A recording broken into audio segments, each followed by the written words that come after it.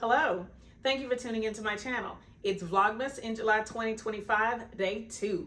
And today I'm going to add a hanging sleeve to the Jamaican sunrise quilt. So if you want to learn how to do that, please stay tuned.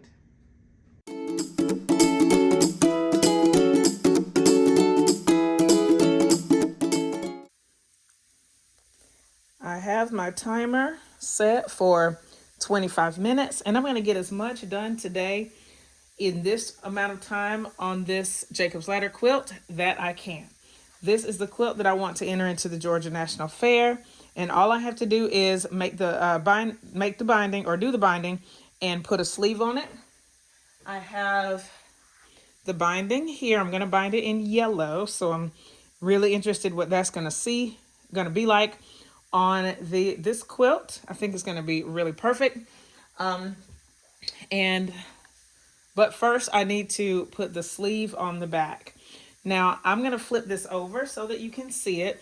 This is a variation on the Drunkard's Path quilt, and I have 3 different quilting patterns on it. So I am really excited about it, and I'm excited to see what it's going to look like in the fair. I'm looking forward to that very much. So today we're just going to work on the sleeve for a short time. Hopefully we can get it done. Now this is a process that you can do after you've bound the quilt, but I'm going to do it before to hopefully catch it just a little bit better here. And sorry, I just walked in front of the camera. The fabric that I'm going to use here on the back is the exact same as the front. I do have to press this, but I think it's going to be fine. And I would measure this. I have my tape measure, but I'm just going to do like a rough estimate here. My sleeve in all has to be 8 inches wide. This is a little bit wider than 8 inches. Right now, I'm just going to get a rough measurement of the piece, and then when I go downstairs, I'll cut it down, I'll press it and then cut it down to the 8 inches.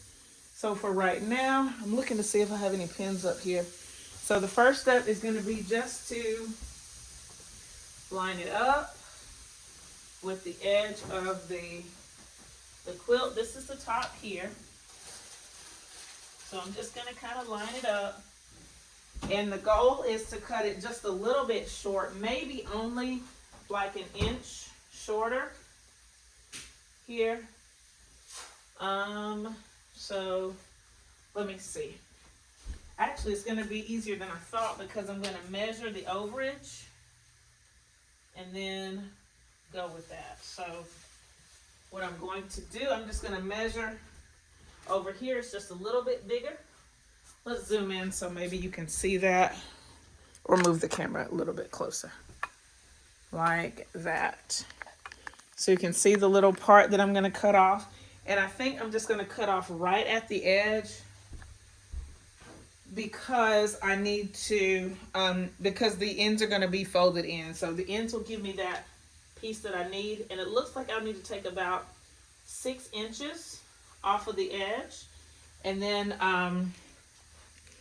it'll be ready to stitch on. So let's go downstairs, get this pressed, and then cut off that extra 6 inches. All right, I have the piece pressed. Hopefully it's pressed nicely enough. And I'm going to line up this bottom edge with the bottom of the ruler, or with the bottom of my mat, and then use this 6-inch ruler to get my 6 inches. Now, I have a little bit of overhang on this side, and that's okay. So I'm just going to count over 6 inches. I'm going to start with the 2 here and just count over. I don't know. I'm sure you can't see that super well, but so here we go. It's 1, 2, 3, 4, 5, 6. So I'm going to line up with the 8-inch mark here and give it a cut. This piece is actually left over from the 108 that I used from the back. So I feel pretty good that it is wide enough. I'm glad about that. I'm just cutting this off. And this is, of course, this could be some 5-inch squares for me. But I'm just gonna put it in my scrap for right now. I'm not gonna deal with it yet. Now the next part is to cut this down to 8 inches. So I'm gonna line up this edge. I think that that's a selvage. So I'm gonna try to cut the selvage off when I do this next step. And as I'm looking at it, it is not perfectly pressed. And I'm going to call it good. I'm gonna be okay with that. All right. And then we're going to cut it. So I've lined up this selvage edge, and I'm going to line up with one of the lines on my mat here. And then the rest of it is close enough. This does not have to be perfect because it's going to be a sleeve that nobody generally is going to be looking at. So I'm not like super concerned about it. But I'm gonna take off 1 inch of this and put it with my selvages. So I'm gonna be cutting at the 8-inch line here. And then if I count over 8, it should be the 16. 1, 2, 3, 4, 5, 6, 7, 8.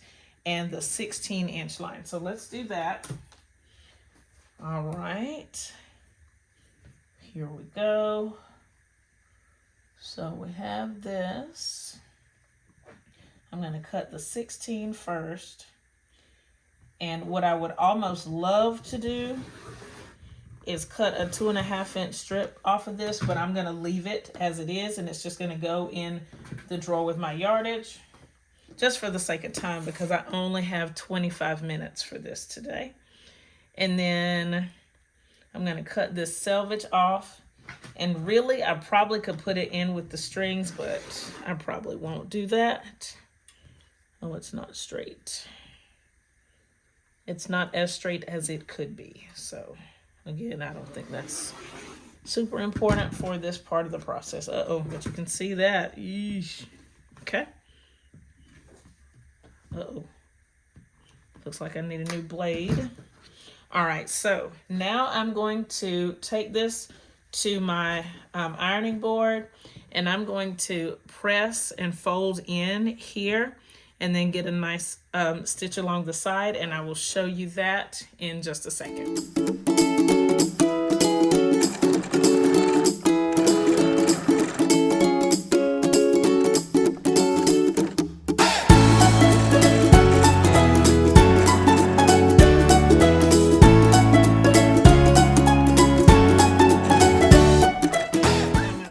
Only has about 5 minutes left, or 5.5 minutes left, but I'm going to go ahead and finish this process all the way through, since it doesn't take that much time to make the hanging sleeve. What I need to do now is I'm going to take this piece. You can see that now there are no raw edges. Everything is stitched under. So now I'm going to fold it this way, the long way, and I'm going to press 2 lines. So I'm going to press one in the exact center, and then I'm going to press another one about a 1/2 inch to one side of that. So I'm going to do that right quick, and then I'll meet you upstairs when I'm done, and we can pin this to the actual quilt. The timer went off right before I was coming upstairs, so it really took me less than the 5.5 minutes to press both of these lines into my sleeve. So let me show you what we have. I'll open it up so you can see it. Sorry. So these are the 2 pressing lines. So one divides the fabric in half, and then there's one more here that's about a 1/2 inch away. It may be a little bit more in some spots, but it's a pretty good estimate. Now all I'm going to do is pin this to the top of the quilt, and then the hanging sleeve will be there. So I have to, the middle part, or the middle crease line, is sort of going to be facing out, and I want to make sure that the one that's not quite in the middle is pointed towards the quilt, because we're going to need that for later. All I'm going to do is put this here. I'm at the top of the quilt, and so I'm going to try to center this, and I'm not sure, it's going to take a second to get it centered, but I'm just going to do this and pin it into place. Okay, so let's see. Just trying to keep it flat and flush to the top of the quilt. I don't want it too far down. This will be caught in the binding when I stitch the binding on. So that's the point of this, doing it this way so that it is caught in the binding and I don't have to worry about it. I need to move it to my left just a little bit. Okay. And then, so now to me, it looks pretty centered. Now, so I'm just gonna put a few pins here. I'm gonna pin about an inch down so that it doesn't interfere with when I stitch the binding on. For this quilt, I'm gonna stitch the binding onto the front, and then I'm going to flip it and stitch it to the back by hand.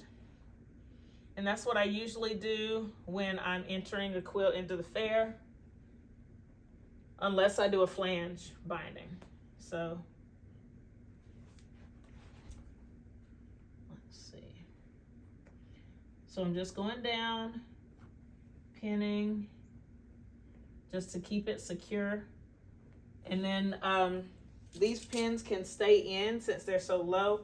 They can stay in until I get the whole binding stitched onto the front, and then I'll remove them when it's time to do the back. Okay. And if it's not perfectly centered, like even right now it's not perfectly centered, I'm not going to stress about that too much, because as long as it's not caught in the seam allowance and for the binding, it should be okay. So we're just putting a pin, and I guess I'm putting a pin in about every 4 inches, every 4 to 5 inches. Okay, just a few more.